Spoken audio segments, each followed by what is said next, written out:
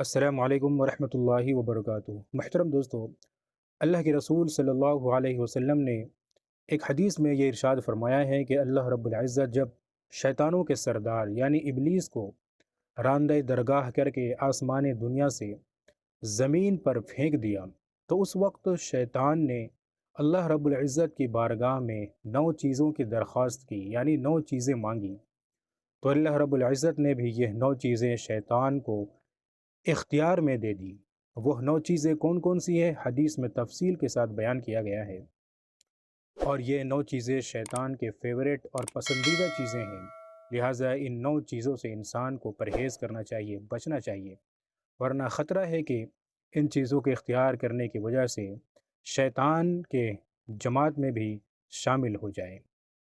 تو چلیے جانتے ہیں کہ وہ 9 چیزیں کون کون سی ہیں۔ سب سے پہلی چیز جو شیطان نے اللہ رب العزت کی بارگاہ سے مانگی وہ یہ کہ شیطان نے کہا کہ اے میرے رب، تو نے مجھے راندہ درگاہ کر دیا ہے اور مجھے مردود اور لعین قرار دے دیا ہے، لہٰذا میں تجھ سے ایک گھر کا سوال کرتا ہوں جس میں میں رہ سکوں۔ تو اللہ رب العزت نے فرمایا کہ جاؤ، تمہارا گھر غسل خانے ہیں، ٹوائلٹ ہیں، باتھ روم ہے، یعنی جو گندگی جگہ ہوتی ہے وہ تمہارے رہنے کی جگہ ہے۔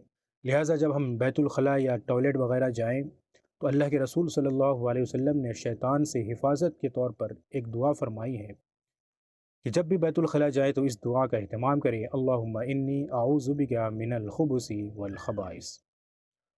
اور دوسری چیز شیطان نے اللہ رب العزت سے مانگی وہ یہ کہ اے میرے رب، میرے لیے دنیا میں بیٹھنے کی جگہ یعنی ہمارے لیے مجلس عنایت فرما جہاں پہ میں بیٹھ سکوں۔ تو اللہ رب العزت نے فرمایا کہ تمہاری بیٹھنے کی جگہ چوراہے ہیں اور بازار ہیں۔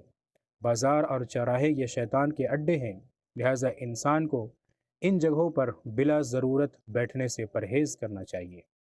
اور تیسری چیز جو شیطان نے مانگی وہ یہ کہ اے میرے رب، میرے لیے کوئی کھانے کی چیز مقرر کر دے جس کو میں کھا کر اپنا بھوک مٹا سکوں۔ تو اللہ رب العزت نے فرمایا کہ جاؤ، تمہارے کھانے کی چیز وہ کھانے ہیں جس پر انسان بسم اللہ نہیں پڑھتا، جس کھانے پر بسم اللہ نہ پڑھی گئی ہو وہ کھانا تمہارا ہے۔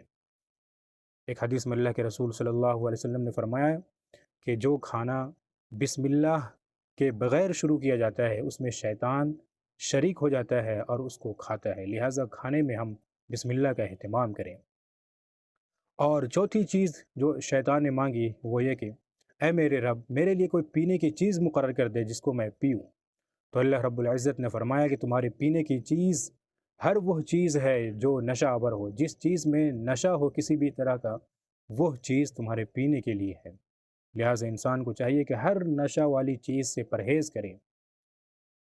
آپ دیکھیں گے کہ جو نشہ استعمال کرتے ہیں وہ ان کا دماغ اور ان کا ذہن بالکل شیطانوں کی طرح ہو جاتا ہے، اور وہ پھر ایسی حرکتیں کرنے لگتا ہے جو انسان کے مزاج کے خلاف ہوتا ہے۔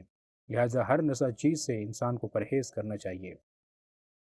اور پانچویں چیز جو شیطان نے اللہ رب العزت سے مانگی وہ یہ کہ اے میرے رب، میرے لیے کوئی اعلان اور آواز کی چیز مقرر کر دے جس کے ذریعے میں لوگوں کو بلاؤں۔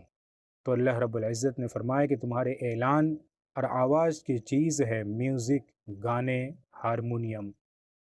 میوزک اور گانے، اسی طرح ڈھول باجے کی جو آوازیں ہوتی ہے وہ شیطان کی آواز ہے، لہٰذا ان چیزوں سے بھی انسان کو بچنا چاہیے۔ اور چھٹویں چیز شیطان نے مانگی اے میرے رب، میرے لیے پڑھنے کی چیز مقرر کر دے۔ تو اللہ رب العزت نے فرمایا کہ تمہارے پڑھنے کی چیز شعر و شاعری ہے۔